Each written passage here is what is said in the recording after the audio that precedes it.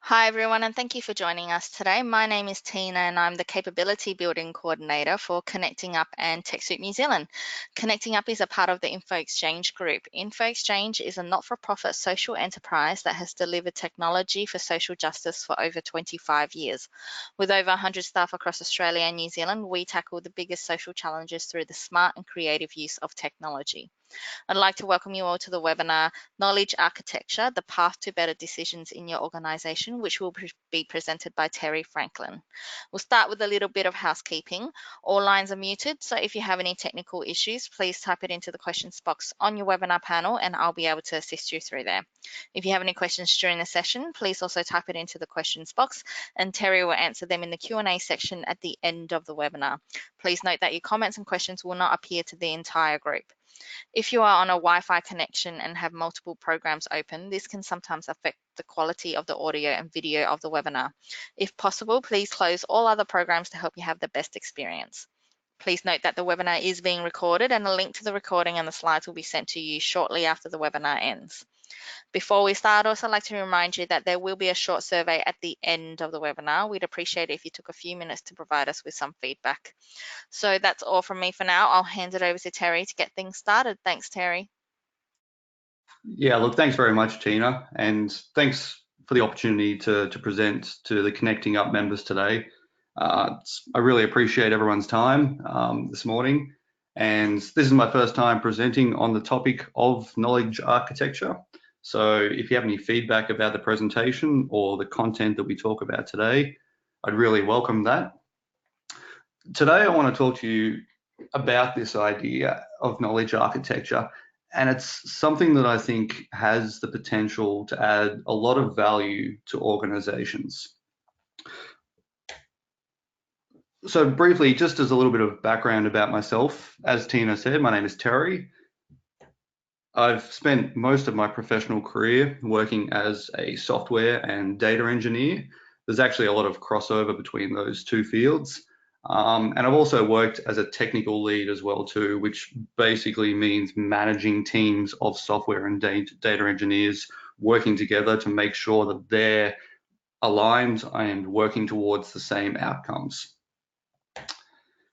In 2006, I co-founded a company here in Brisbane called Tourism Media, which from very humble beginnings back in those days has grown now to be one of the largest providers of digital media to Expedia Group, the travel company, and their network of cross brands. So that company has now grown to a scale where today, if you look at pretty much any video or photo or text content on the Expedia websites in any languages, if the content is around researching a destination and planning a holiday, there's a pretty good chance it came through Tourism Media and the office here in Brisbane. They run a full production suite there. They have videographers and photographers traveling around the world and collecting footage and material and sending that back to Brisbane where it's edited. All of the YouTube videos that Expedia present on their destinations come out of here in Brisbane as well too. So that was a really great experience working in that company and seeing it grow from those very small beginnings. And while I was working there, I got to look at and work with a lot of different data systems of varying sizes, and also built quite a few of data systems myself as well. So I learned a lot about what makes data work well and what causes problems when you're trying to work with it. So earlier this year, I decided to leave Tourism Media to begin working as an independent consultant. And there was really two reasons why I decided to make that change. Firstly, I felt like the opportunities to innovate and get exposure to new challenges were starting to subside where I was, and that if I wanted to continue developing my skills, I'd have to look elsewhere to find new challenges. But the second more important reason, I think, was that over the last several years, I've worked on a lot of volunteer projects in the technology space along the lines of more human orientated and social causes. And these have really resonated with me, and it's to the point where I've decided that this is what I want to spend most of my time working on. So just to sort of give you a few examples of those sorts of projects that I'm talking about, At the top of the screen here, this is a screenshot of a project that I've been involved with since 2017. This is called Insight Lane, and this is part of a team effort where most of the team is actually based in the United States. But what we're building here is a machine learning predictive model to try and understand what makes roads at risk of having traffic accidents. So we combine a number of different data sources, things like OpenStreetMaps, which some of you might have seen before. It's basically a precursor to Google Maps. It's entirely free, unlike Google Maps, and it's completely community-based. So people supply the data to OpenStreetMaps to provide information about what a road network looks like in terms of the speed limits on roads, the number of lanes, the condition of the roads, the position of stop signs, traffic lights, these sorts of things. We combine all of this data along with historical crash data to really try and understand what contributes to risk on roads and see if that can be mitigated. And so that's a project that now spans about 6 cities around the world, including Brisbane here. Down on the left, you can see a photo from an event around this time last year held in Brisbane called Health Hack. And I was lucky enough to be part of a team there called OK to Talk. The point of that project was over the course of a weekend, we worked on another machine learning project to try and understand what predicts a good relationship between someone seeking help for a mental health issue and a psychologist that they're going to have a positive interaction with. So OK to Talk is a website. The users go to the website, fill out a series of questions, and then they're presented with a number of psychologists that are hoped to be compatible with them. Based on the data that we used and building a machine learning model, we were able to improve the likelihood that the user would receive a compatible psychologist by around 20%, which in machine learning terms is actually really significant. So that was another fun project to be a part of. And then down the right here, we had, this was another event that I attended earlier this year I was able to work on a project with a team from the YMCA. And so they have a group fitness program called Mind Pump that has been running in several sites around Brisbane. And what that program is really about is trying to offer some support and help to people aged between 16 and 24 who have identified themselves at risk of poor mental health. It's a group fitness program that runs over 12 weeks, and their challenge is trying to understand how well the program is running on an individual site level, but also across the multiple sites that it's running to.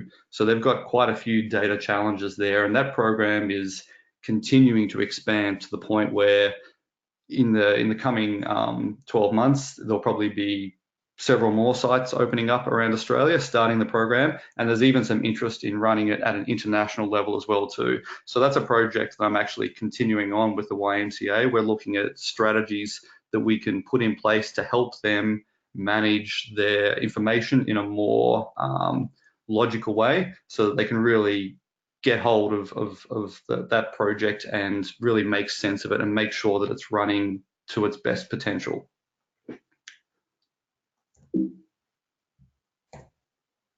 Okay, so to our subject today, what is knowledge architecture?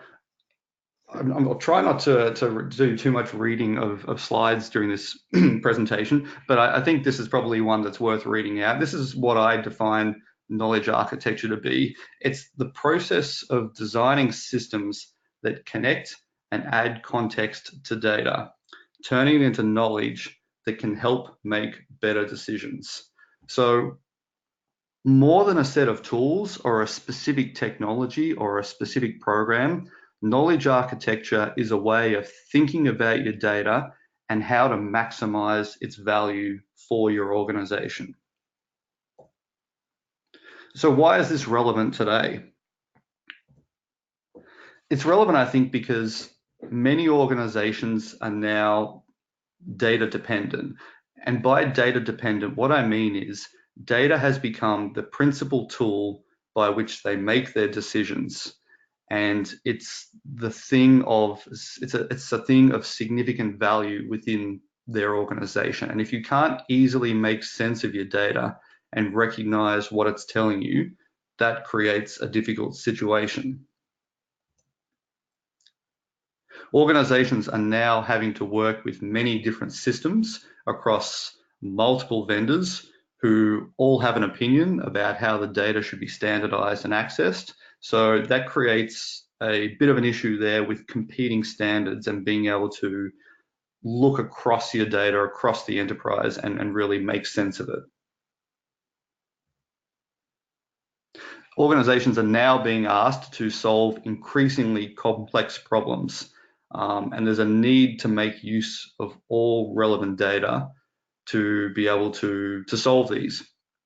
There's also an expectation that when you're using data to make decisions, that your decisions will be evidence-based and explainable, which again is only possible if you're connecting your data together. And we're now entering a period, I think, where a lot of human social interaction is occurring through technology and online platforms. And so there's a real need to understand the mechanics of how these interactions work. And you could argue that this has sort of been happening for a decade or more since the advent of big mainstream social media platforms. But even on a smaller level now, the number of interactions between people, even one-on-one, that are now happening through the medium of technology has really exploded, and that's reduced the amount of face-to-face contact that people are having. So when you involve technology in these sorts of things and start to provide more services through technology rather than face-to-face, you need to be aware of what that is actually, what the impact that that's actually having on how you provide that service to people. And so that's something that knowledge architecture can really provide you some help with there too. So I just want to talk a little bit briefly about the origins of knowledge architecture, because it's something that I personally find really fascinating, given that we've been talking about this idea so far in very technical modern terms.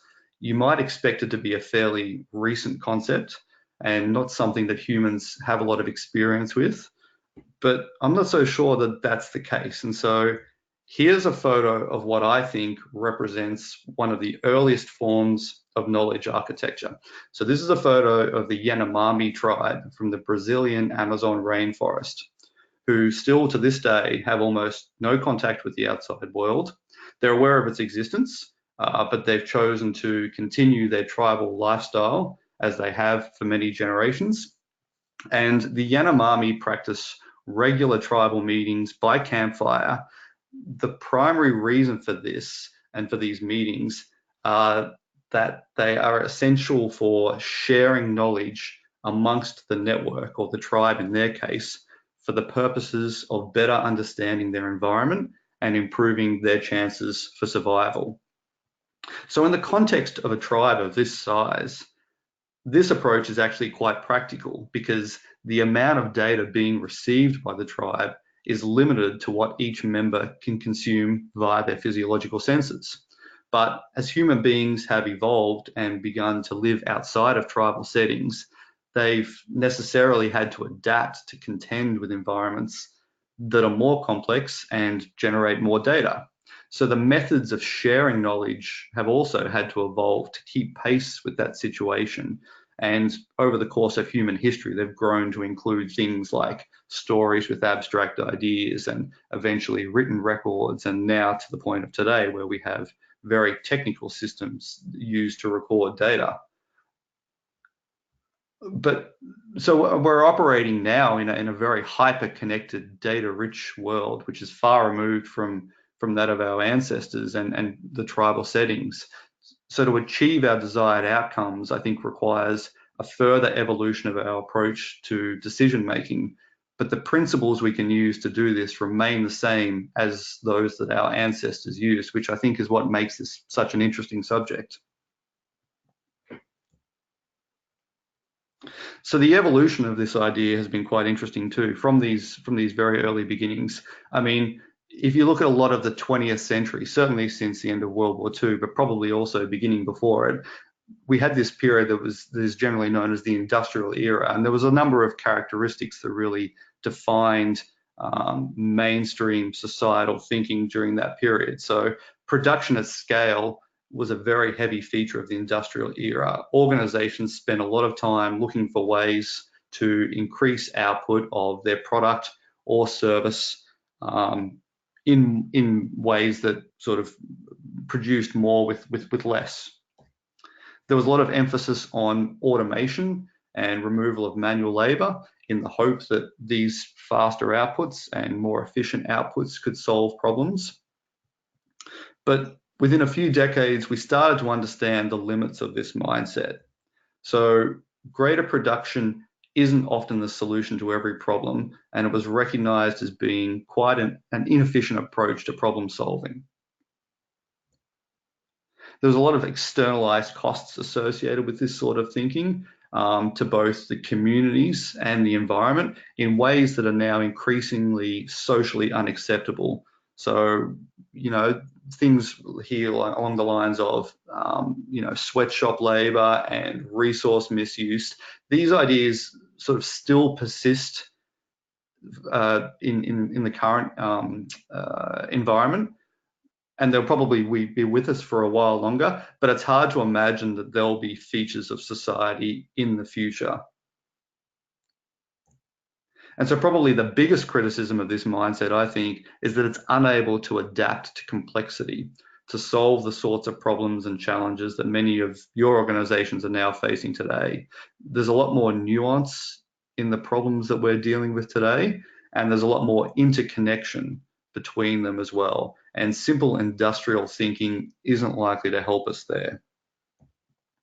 So towards the end of the 20th and the beginning of the 21st centuries, we started to move into what was commonly known as the information era. And this era was really defined as by the mainstream adoption of cloud-based technologies that are both cheap and scalable and designed to collect and use data as a resource. If any of you have used services like Amazon Web Services or Microsoft Azure or Google Cloud Platform, or even some of the simpler offerings as well too, like Dropbox or even Gmail as an email service. The idea that you could have so much storage space available for free, effectively limitless storage space when you're talking about an email service, that would have just been the stuff of science fiction only 10, 15 years ago. Yet now it's completely mainstream. So many of you would be thinking, familiar with this idea of, and this term of big data, which also started to be used around the time that these technologies did. And this idea really speaks to a hope, I think, that if you collect enough data, any problem is solvable. And so the idea should be to collect everything, because the answer to any problem will be in the data that you collect. We also started to recognize during this period that data could be seen as an asset with real value. And that's something, in my opinion, that this era got right and that continues to drive a lot of organizations today. Data is most definitely an asset to organizations in the modern era. It isn't, and it's no longer just a byproduct of the work that you're doing. It is something of real value, and it needs to be recognized as such when you're trying to achieve your mission. But somewhat like our experience with the industrial era, I think we've now started to find the limits of what the information era can achieve. And it's interesting to note how much quicker we've understood and started to appreciate those limits compared to the industrial era. So the feedback loop is really gaining pace in terms of how it adjusts to what we consider useful in the current environment. But what we've really started to understand is that simply collecting data isn't enough. And there's a few reasons for that. Firstly, the sheer volume of data that's being collected and stored by these technologies often prevents organizations from easily making sense of it. It's often also stored by systems that handle data in ways that technically make sense, but they don't really reflect the ways in which human beings think about it. So there's a bit of a disconnect there between how the data is persisted and how you can actually reason about it and use it. And that's something we'll get into a little bit later on when we look at some of the technologies that I think do a better job of enabling knowledge architecture. It also lacks context when you're in this collect everything mindset, which is especially important for organizations, I think, that are doing human-centric work like many of you are. Without context, data is almost always not actionable, and it can't be used effectively by organizations when they're trying to make decisions about how to move forward. So after the information era, I would describe the period that we're moving into now as the knowledge era, which I think will be defined by a number of new truths as we sort of move forward here. Firstly, connection of data will always be more important than collection of data. So simply adding more data doesn't make your problems easier to solve unless its relevance to your existing data is already established. Data always needs to be considered in context because it's the context that explains the reasoning of the decisions that you're making and the real story behind the data. So it is in effect the truth of the data. And these two things together, the connected data plus the context, is what gives an organization knowledge that they can use as they make their decisions every day.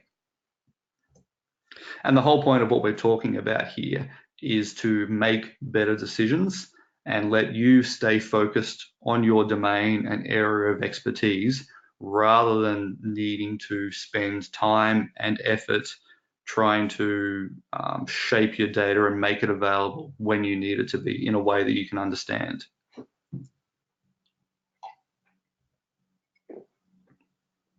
So now that we've talked a little bit about what knowledge architecture actually is, I'd like to look at what benefits it can bring to an organization and why I think they're worth considering. Firstly, when you decide to invest in knowledge architecture, the value of your data immediately goes up. So as you move data out of isolated silos and into a connected framework, the relationships become more apparent and it starts to paint a clearer picture about the situation. So an example of this could be represented as having a user of your organization's interactions with one department made visible to all other departments so that you can better understand how they're interacting with your organization as a whole. The cause and effect relationships start to appear. So again, as you connect data in more ways, you'll often see how an event or action of one type can be the catalyst for another. And those sorts of relationships might not be apparent to you unless you actually have your data connected in these ways. The context of your data becomes more apparent, which changes how events in your organization are viewed. So for example, instead of just having new clients accessing your services, you might have new clients based on a successful media campaign or new clients based on referrals from a positive experience.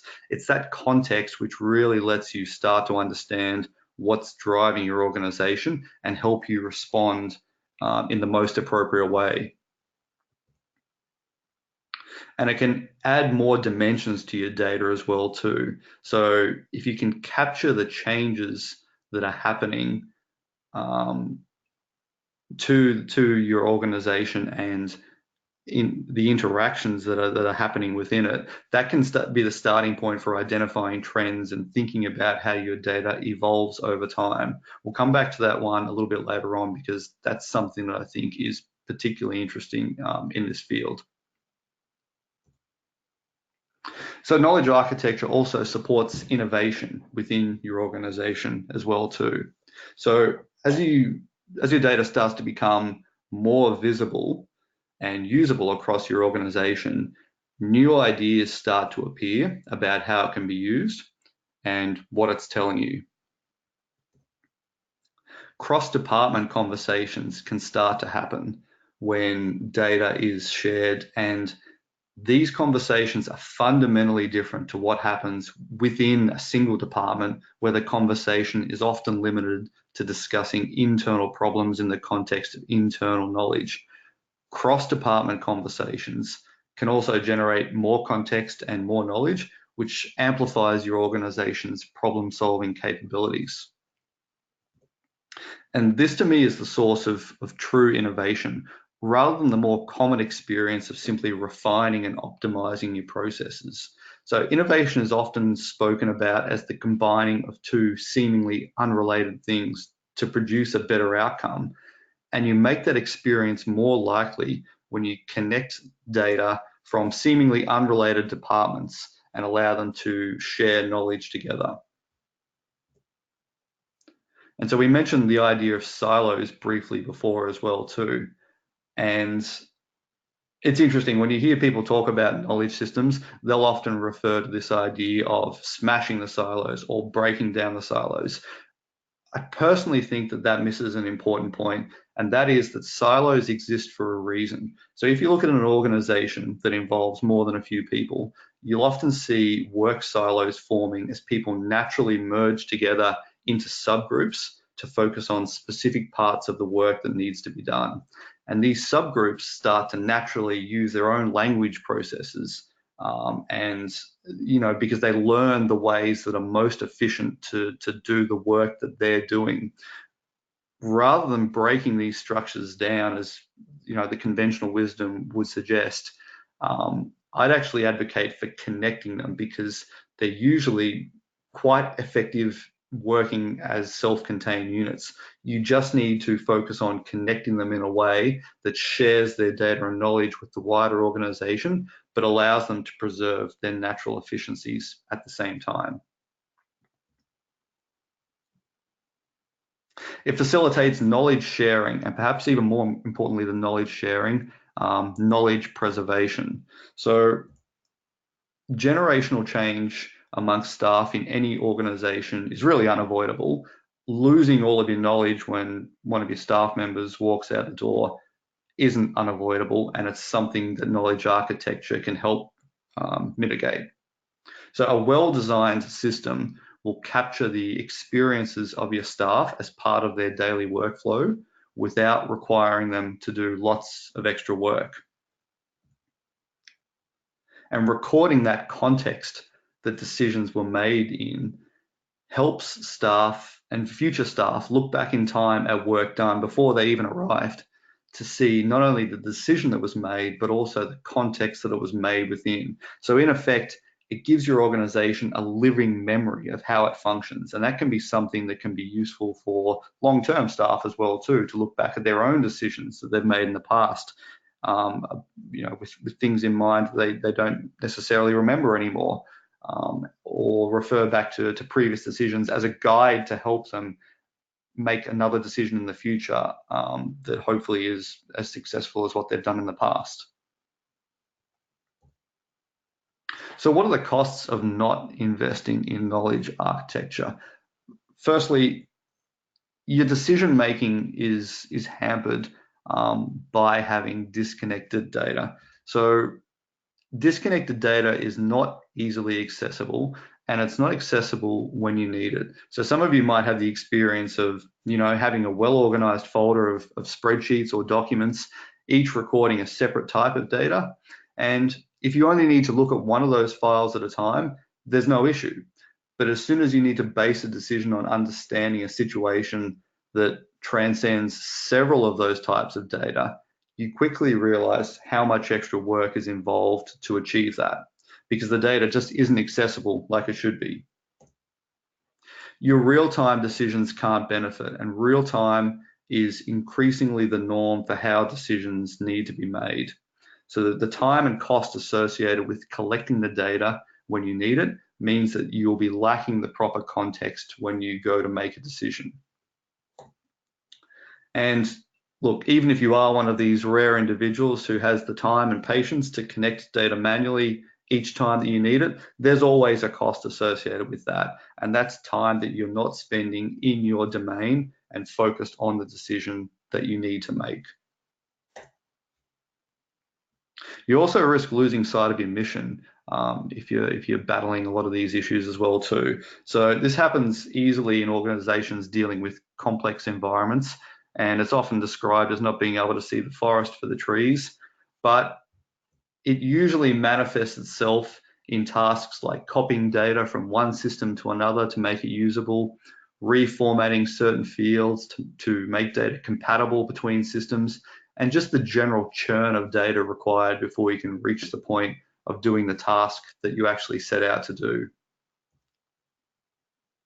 And the additional time required to do all of this, to locate the data, to format it, and to factor it into different to factor in the different sources of data imposes a real mental cost, which is time and energy that you're not able to dedicate to the decision that you're making. So I don't personally believe that human beings are effective multitaskers, and I think that's backed up by science as well, that rather than multitask, what we actually do is quickly switch between individual tasks, and that switching comes at a cost.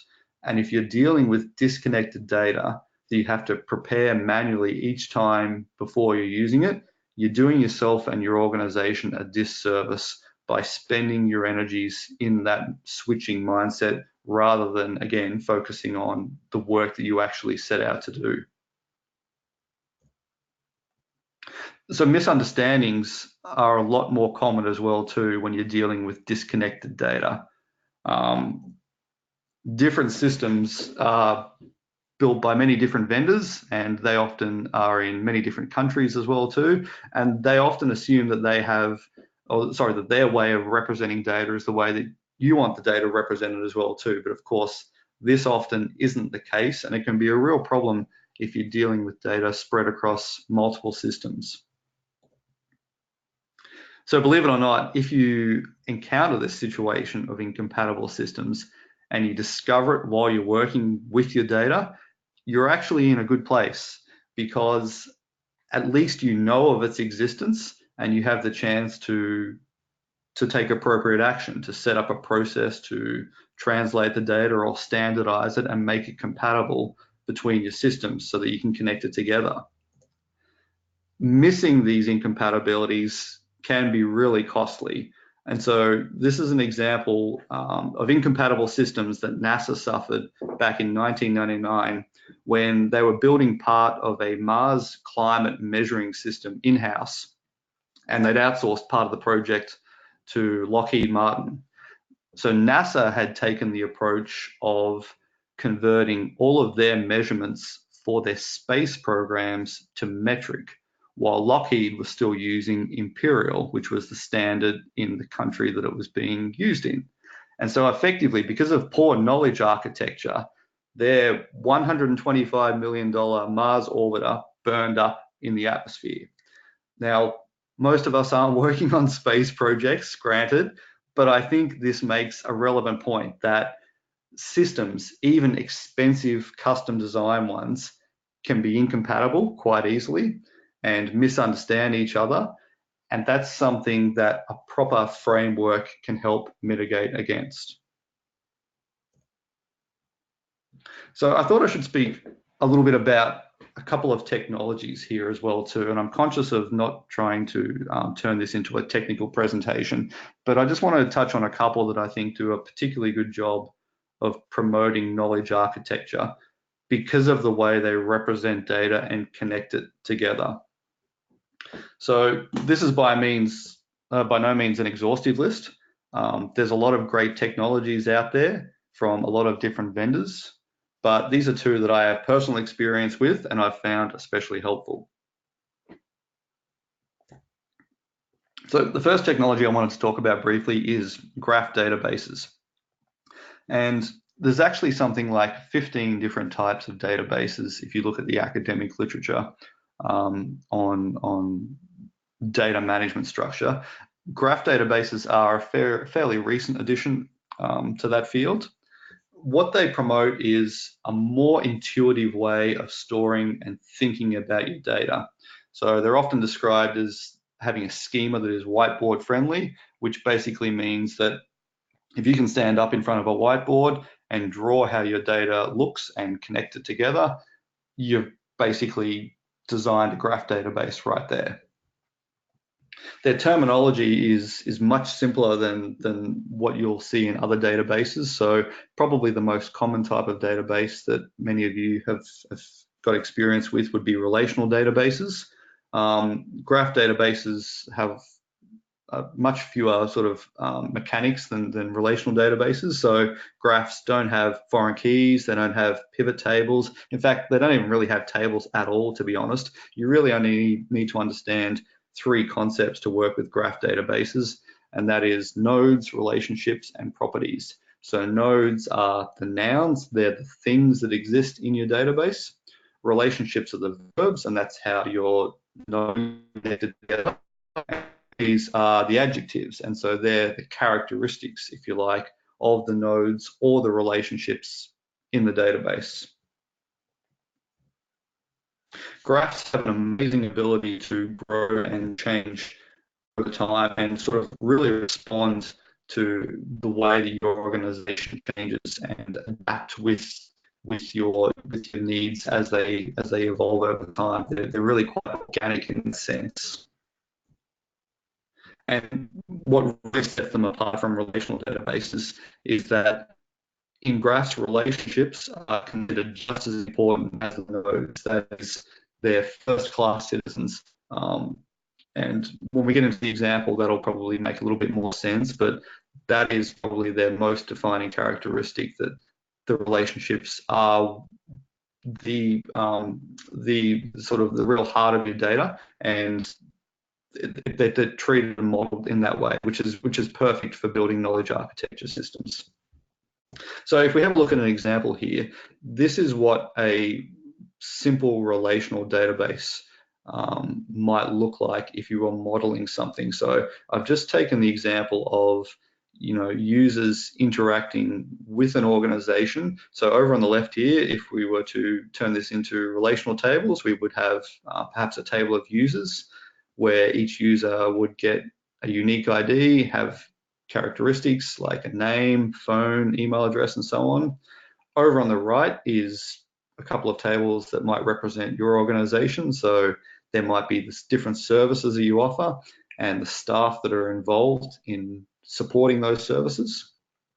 And in the middle there is really the thing that ties both of these two worlds together, and that is the interactions. So how is a user actually interacting with the services and the staff that you have available? And the problem, I think, with relational databases here is that centerpiece there, the interaction, is really the whole point of this system, but it's really not even recognizable as an entity at all. You can see that it's just a whole series of IDs tied together, trying to connect these other things into some sort of logical construct. And it's kind of hard to ask questions of something like that. You don't really get a sense that it's a thing. It doesn't feel very intuitive, and it doesn't make a lot of sense in the way that a human being might think about how a user interacts with services and staff in their organization. So if we look at the same example in a graph model, there's a couple of things that remain relatively the same straight away, right? So we still have a user, and we still have a staff member, and we still have a service, but they've now been replaced. The tables have now been replaced with nodes. So those nodes can still have characteristics, as we've seen there. That's their properties. They still have names and phone numbers and email addresses and so on. What's different about this model, though, is that the relationships are much more apparent. So the relationships are named, first of all. We have a user interacting with a staff member, and we have a staff member working in a department. They have properties. So the interacted relationship has a type. It was an interaction conducted over the phone. It happened on this date. The description was that it was an emergency accommodation request. The outcome was the accommodation was provided for the duration of 3 nights, and the user recorded a satisfaction rating of 8 out of 10 for that interaction. Over on the right, we can see that this staff member, Ryan, has worked in this department for 3 years, and that previously they were in part of the employment service. And interestingly as well, the relationships have directions. So you can see that the user has interacted with the staff member here. And that's quite a different proposition than if the staff member had initiated an interaction with the user. So that lets you get a real sense of the context of this interaction.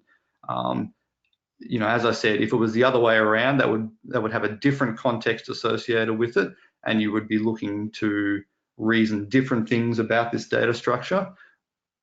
But that concept of direction in relationships is not something that you can easily achieve in relational databases, and it lets you ask some really compelling questions of your data and really dig into it and understand what's happening in your organization.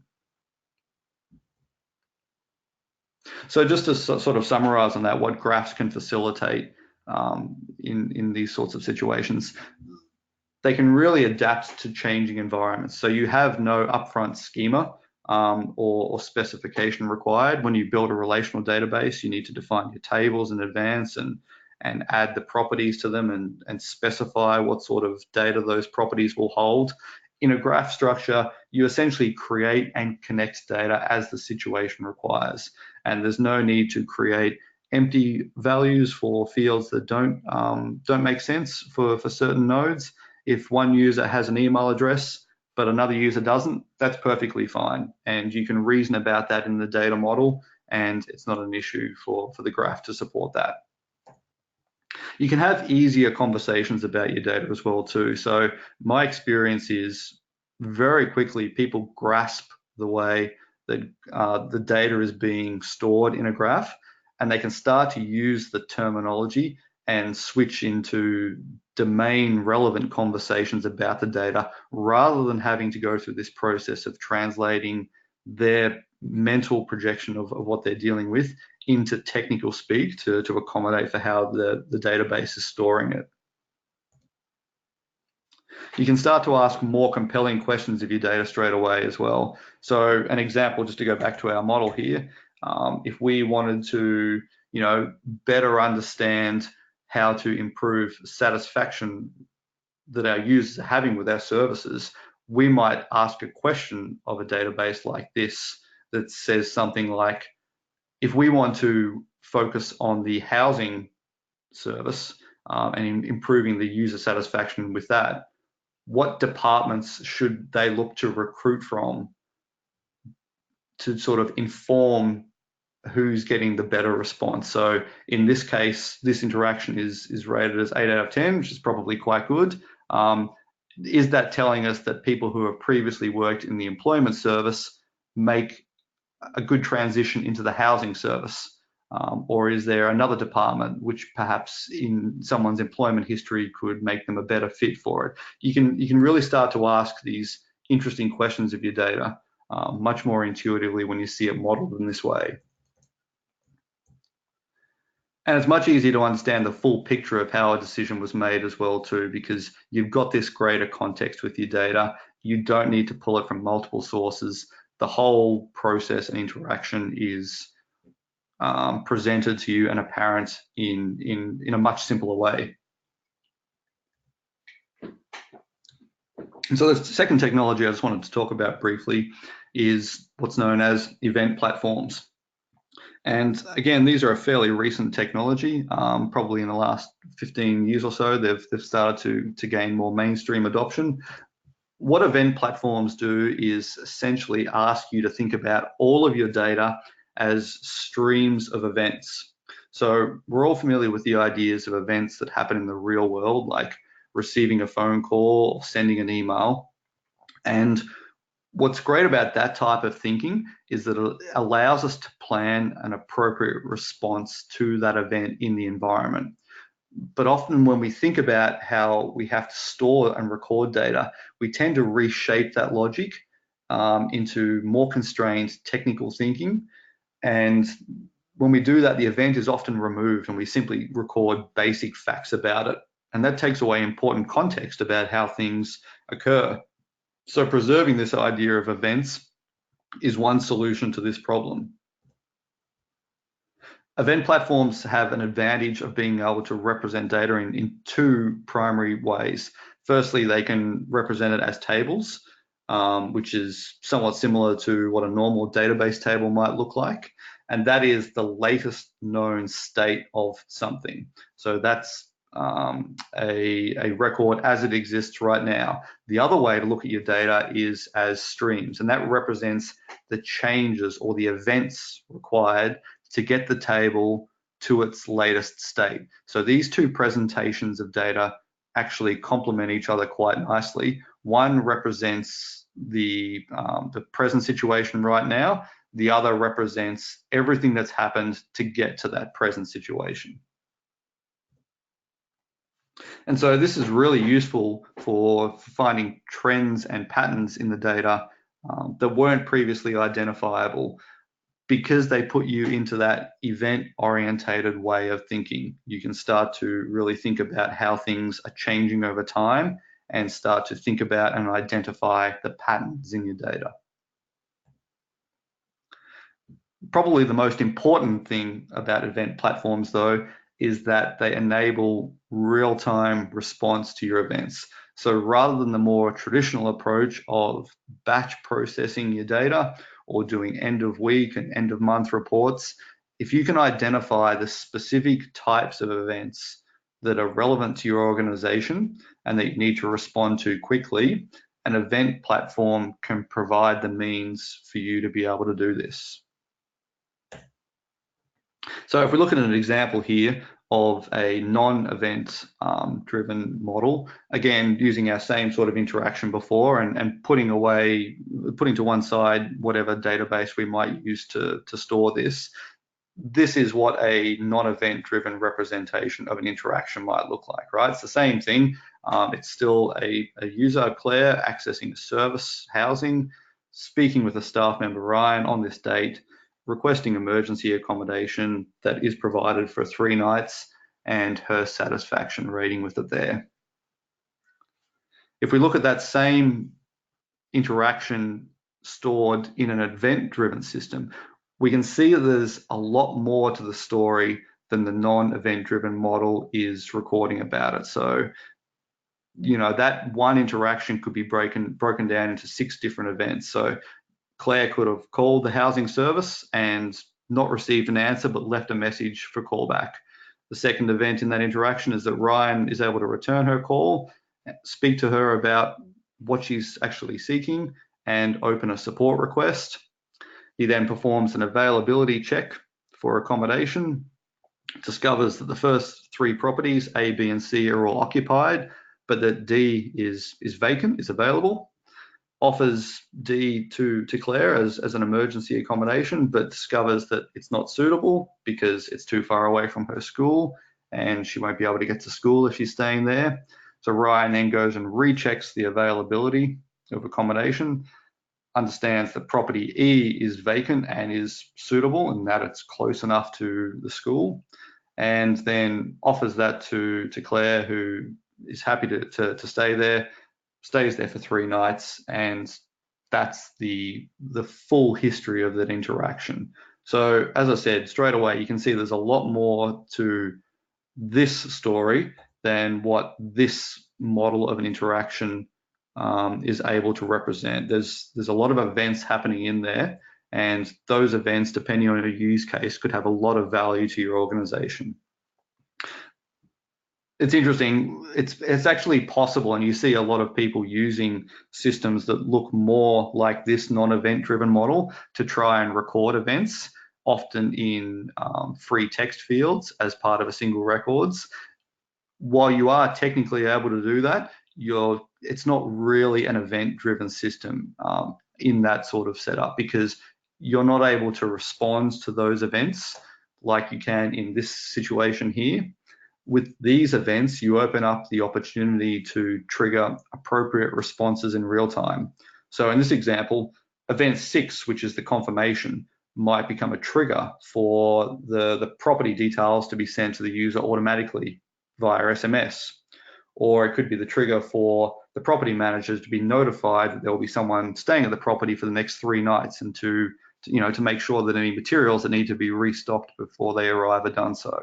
So you can take this approach even further to build knowledge overall as well. You might decide to look at your events as part of a periodic review to understand how your services are operating. For example, how often are you having to call back your users rather than being able to respond to them when they first call you? How often is the first vacant property suitable for your users? Or do you have properties that are consistently vacant while others are unavailable for reasons that you might not be able to understand? So these are some of the questions that you can start to ask of your data when you're using an event platform. So it's a very empowering technology in that respect. So what's the best way to get started with knowledge architecture? The first phase, I think, really comes down to having a good understanding of your situation. And there's a few steps involved in that. First, I'd suggest you really want to have a good level of understanding about your current data assets, regardless of how irrelevant you think they might seem. You really want to get them all on the same table at once, because at some stage you're likely to connect them in ways that you might not have originally envisioned, but you'll find a logical connection with them as you sort of build your knowledge architecture framework. I think it's really important to speak to your people and staff and identify their problems that they're having, and the problems that exist from their perspective. And this is a big one, and it's not always easy to get right. Depending on your role in the organization, if you're a manager, for example, you might have ideas about where your organization has problems and isn't functioning as well as it could be. Those might be quite different, though, to the problems perceived by your staff who are actually working with these systems on a daily basis. And it's not always easy for staff to speak up in these situations. So it can sometimes be useful to bring in someone from the outside to help you with this process, so that staff can feel like they can voice their concerns more openly and honestly. Just something worth considering there if you are going to look at this approach. You want to look for the knowledge gaps in your organization. This is a really crucial step. You need to think about what data you don't have access to, and whether or not that might be relevant, and where you might be able to get that data from. So the second step, once you're comfortable that you understand your current situation, is to define a strategy for how you're going to move forward. When you're defining your strategy, you really want to make sure that you're designing solutions to real problems in your environment. There's a bit of a tendency in the marketplace these days for what I would describe as solutions looking for a problem. That isn't always the best way to go about helping your organization move forward. If you can focus on the problem first and then tailor and sort of build and go out and look for a solution that fits your specific use case, you've got a much better chance of succeeding in this approach. So you want to be able to explain what a solution looks like using the language of your domain. And if you can do that, you'll find the technical implementation of that solution is often much simpler, rather than if you just go to the point of defining your solution in technical terms. Finding appropriate tools is really important as well. So we've spoken about a couple of technologies here this morning. There's plenty of others. The key is to ensure that you're using tools that are appropriate for your organization, and appropriate in terms of things like cost. So some technologies come with quite high price tags, others are completely free. Complexity, you don't want to introduce something that no one in your organization knows how to work with, or that support isn't available for. And scale as well too. So there's a lot of hype around a lot of these technologies because they've been produced and often open sourced by companies like Facebook or Twitter or Uber. They're dealing with very specific problems in those situations. And while they've often built something that's quite impressive, using that tool in your situation might not really be appropriate. So just be aware of that these organizations, while they make these technologies available, they're dealing with issues of scale that most of us will never have to contend with. And so there are trade-offs associated with that. And you want to create a clear vision of the outcomes that you're chasing as well too. So your strategy should be explainable to anyone in your organization. And again, if you can do that in the language of your domain without getting technical, that's a good indication that you're on the right track. And getting buy-in is really important as well too.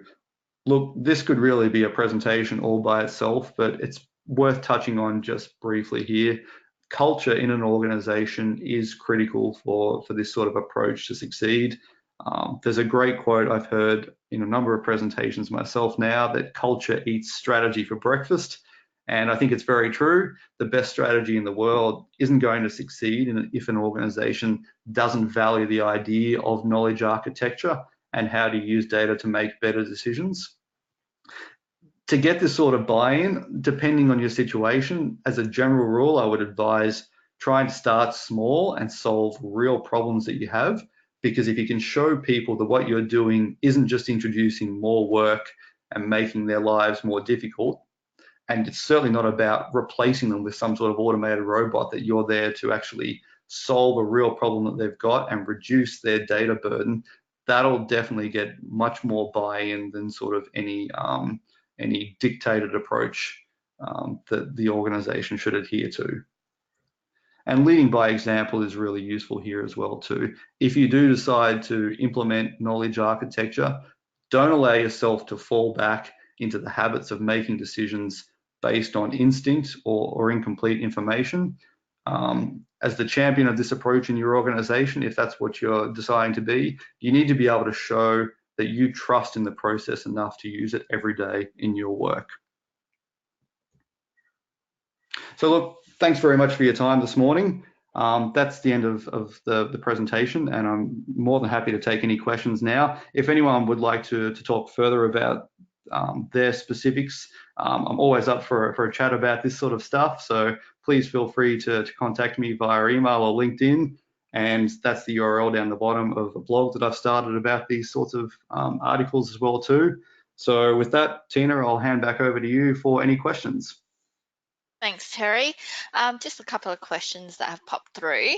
Is it possible to build knowledge architecture in an organization that uses products from lots of different vendors?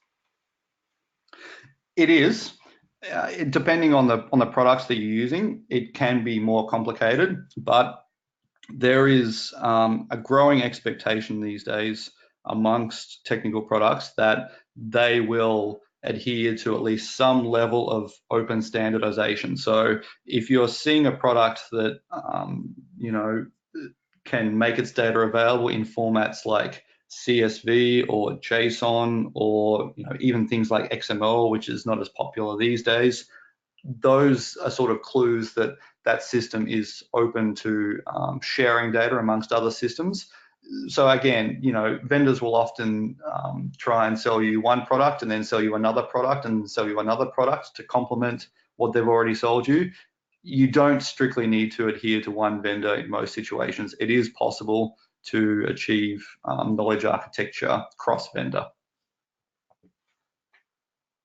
Okay, next one is, how does knowledge architecture differ from artificial intelligence? Yeah, look, I would say to that, artificial intelligence is a bit of a hard one to quantify, at least in my opinion. Knowledge architecture, what we're talking about here is more about making the data make sense for human interpretation of it. So artificial intelligence is to take one example of artificial intelligence, machine learning, it's all about getting the data in structures and in formats that machines can understand so that they can make predictions against. Knowledge architecture, I think, is more along the lines of taking your data and putting it into structures and frameworks that make it more understandable from a human perspective. And that's not to say that one can't support the other. You can definitely have both of these operating in the same system at once. But I guess that's where I would just draw the distinction there, that knowledge architecture is really, it's about making better decisions. It's not about automating things necessarily. It's about how can you use the data in your organization to support the decisions that you need to make on a daily basis. Great. Thanks, Terry. There's no other questions for now. Was there anything you wanted to add before I wrap up? No, that's all from me. Again, thanks very much for the opportunity to present, and thanks to everyone who came along this morning. Great. Thank you so much for presenting today, Terry, and thank you everyone for joining us. I hope you've all learnt a lot from the presentation. If you do have any other questions that come to mind later or any feedback about the webinar, please send that through to events@connectingup.org and we can answer those questions offline. You can also contact Terry directly via the information on your screen. Don't forget the recording will be available on our website very shortly and a link will be sent to you, so keep an eye out on your inbox. Again, thank you for being with us. Enjoy the rest of your day and we look forward to seeing you all next time. Thanks everyone. Thanks, Terry.